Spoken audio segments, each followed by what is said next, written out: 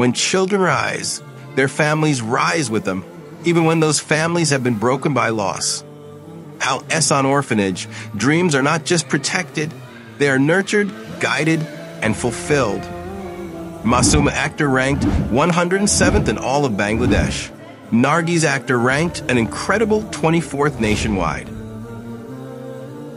Both girls came from hardship. Both girls held on to hope. And today, they're the pride of their families. In this video, listen to the voices of their guardians, the ones who once feared for their daughters' futures.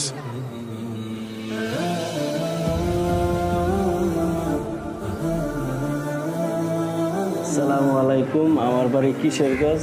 আমি বর্তমানে ঢাকায় থাকি। আমার কিছু সয় সম্পদ নাই। আমার মাইয়ারে আলী হিসান ভর্তি করছি। আমার মাইয়া বাংলাদেশের মধ্যে 107 নাম্বার বোর্ড স্ট্যান্ড করছে।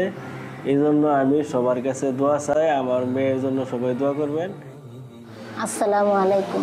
আমার বাচ্চা যে দিছিলাম তখন আমি অনেক কষ্টে ছিলাম। এখন আমার বাচ্চারে 3 বছর ধরে এখানে দিছি।